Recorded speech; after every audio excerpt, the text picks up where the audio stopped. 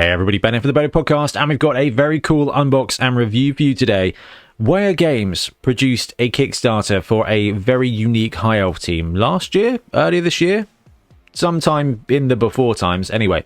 Now, they've upscaled them, they've added more beef to them, they've brought them more into line with the standard 32mm Blood Bowl models, and today we are going to have an unbox and review.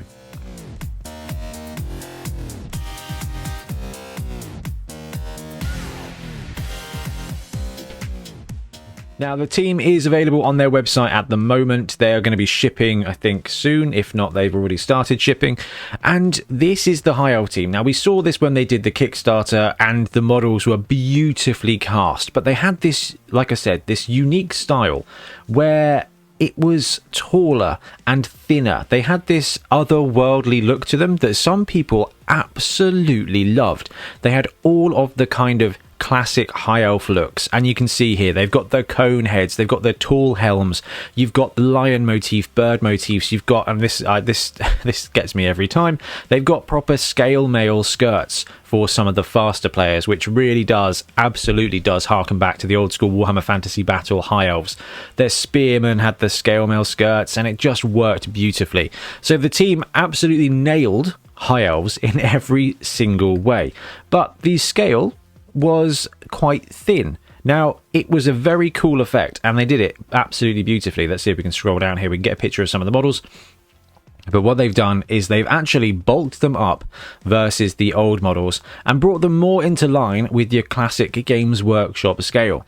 And actually, in a way of protecting your models from being broken, I think is an absolutely brilliant way to do. They've still got that otherworldly length to them. And as a 5'10" guy, tall people are awesome, and this kind of gets that bit of gravitas into the team.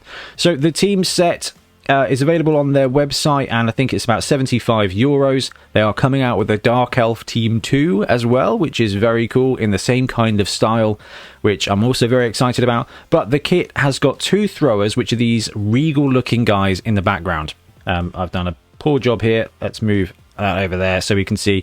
Basically, there's a prince and a princess, or like a king and a queen there, representing the High Elves and how the royalty tend to lead things.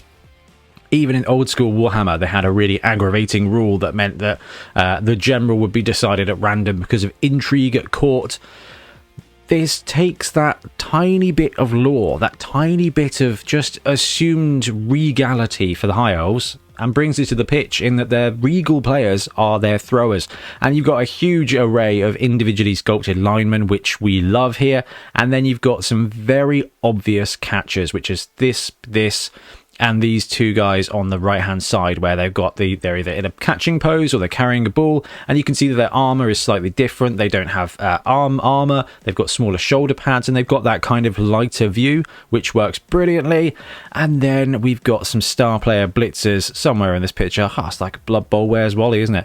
Here we go, top left hand side, you've got these power pose guys with the winged helms that are they just harken back to either the Dragon Princes or like the Silver Helm Cavalry Champions, and they are just the coolest models on the pitch. The other ones there is sadly hidden by my head and the graphic, but we've got it right here to look at in person. So the team comes with 16 players, 2 throwers, 4 catchers, 2 blitzers, 8 individually sculpted linemen, including a dude in a kicking pose, I think, and there he is, again hidden by the graphics, and the kind of classic football crouching pose. So they've done a great job with the sculpts. We've seen the sculpting before. What we haven't seen is those designs taken and bulked up. So let's cut to the overhead camera and have a look at the bulky High Elves. Okay, so the first model we're going to start off with is one of those regal throwers. Now let's see if we can get the nice details of these models on the camera a little bit better there, because the casting from what we've seen on all the Waia Games models has been some of the best resin casting out there. Now, if you are thinking about picking up one of these teams, be aware that they are resin, and while they don't feel particularly slick, which is another testament to their cleanup process, when you're building a resin model, it is a good idea to give it a bit of a pre-wash first to get rid of any kind of mold release. Worst thing you can do is, well, you don't have to build these, which is a massive plus, but if you base them, you chuck the sand on, and then you prime them, and actually there's grease in some of the lines and you can't get a good prime, Not worth it. Give them a quick wash, lukewarm water, maybe a bit of fairy, well, wash it up liquid, big dry brush or something, just to get any grease out of there. Leave them to dry, and then they will be good as gold. And one thing that this team has that I adore beyond anything, other than the obvious high elfness of it, is the fact that they're all single piece models. I don't think there's anything in this kit. There may be a couple of pieces you need to build, but I mean, we've got, spoiler alert, we've got the blitzer there, we've got the thrower, we've got the catcher. They're all one piece sculpts, which is so good. There's no fiddly bits. You don't need to build them. You don't have to relive the nightmare of the Dark Elf team from Games Workshop when it comes to like your Dungeon Bowl set or anything like that. But you can see the molding has been beautifully produced. And I'm trying to find out, yeah. So there's a couple of like little tiny flash pieces. You've got the flow pieces on the foot there. And I can't actually see any mold lines, which again is just a massive testament. There's a little tiny bit of flash there, just enough to let you know that they have been cast, and they have been beautifully cast. So this is the thrower model. This is one of the thrower models, and we're going to start the size comparison now before we move on. We've got a Games Workshop Dark Elf model straight from my unpainted Dungeon Bowl set, and we've got the Waia Games thrower model here. And let's compare the size. Okay, so the Waia Games is a bit taller and the Waia Games is a bit thinner, but they've brought it so much more in line with your standard Blood Bowl models while retaining that kind of, like I said, I'm going to go with otherworldly. I think it's the best way to do it. Elves are magical creatures, right? So actually their proportions to be taller and thinner than the standard models, it works really, really, really well. But now they fit in and they feel a little bit safer. The beautifully produced models of the last time, they were thin. They were thin. They were cool. They were beautifully done, but they were thin. These guys here are a little bit more sturdy, and they are kind of, like I said, more in line with the Games Workshop, chalky, bulky pieces. Now, size-wise, this is brilliant. This is absolutely brilliant, because you look at that. This guy is clearly a little bit thinner, but actually, when you're on the pitch and he's based, it's not going to stand out as being anything other than exactly the same sculpt, and it kind of falls into the territory of things like Willy Miniatures games, where they're a bit taller and a bit thinner than the Games Workshop ones. The Waia Games now have landed that kind of scale, but with a casting quality that I think is basically unmatched. The way they use their resin, they've got their own resin kind of compound. Morg cast, I think it was called, or Morg cast.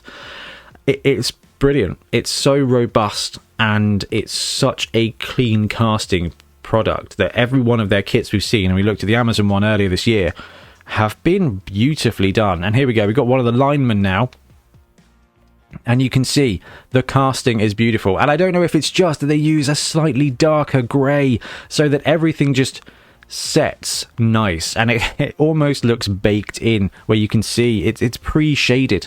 Like, this is just a phenomenal piece of miniature production. Look at the lion. Look at the quality of the lion on that shoulder pad.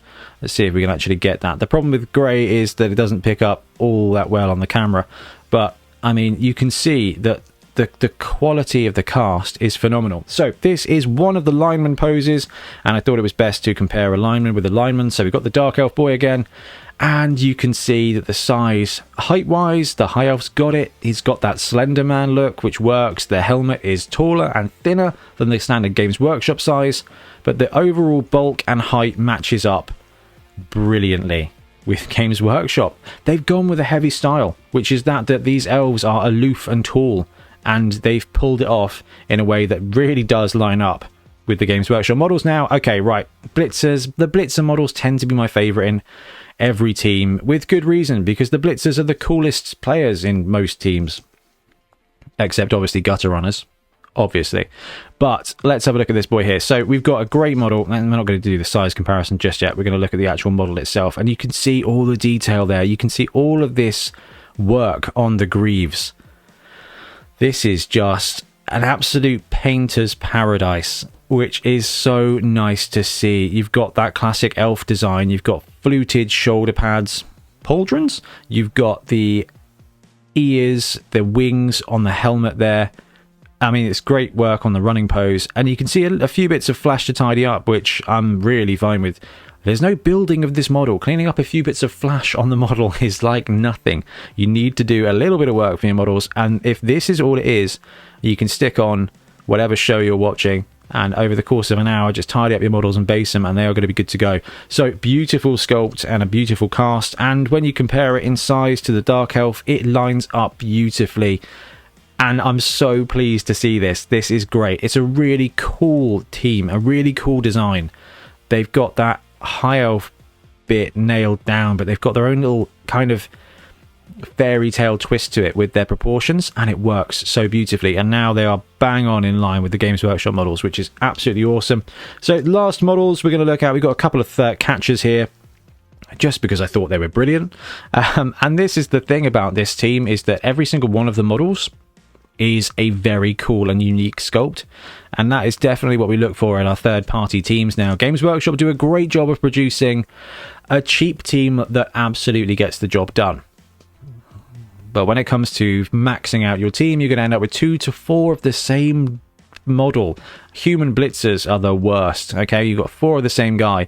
When it comes to third-party teams, especially this one here from Waia Games, every positional, every lineman has its own unique sculpt, which is a really cool thing, because if you think about the way we play Blood Bowl, your players get character. I get sad every time my Skaven guy gets kick and then dies, because you learn to love the players, and having an individual sculpt for each of your pieces really helps that.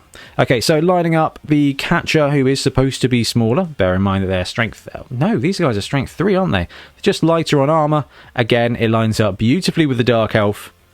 Absolutely spot on. Okay, so there you have it. Waia Games have taken a beautifully sculpted, stylish team and have just brought them a little bit more into line with the chunky boys you see kicking around on the table with the Games Workshop teams.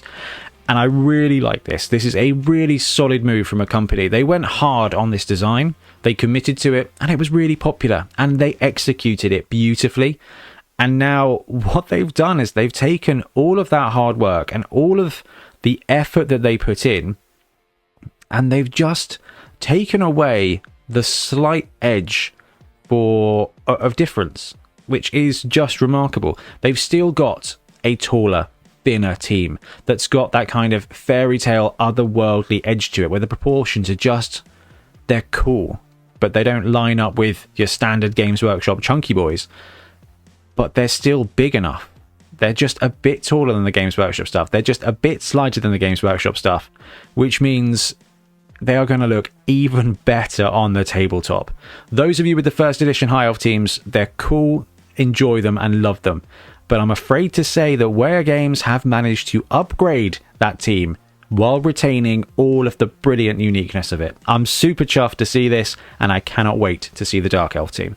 Anyway guys, let me know what you think in the comments below, and we'll be back soon with more Blood Bowl goodness. Happy blocking.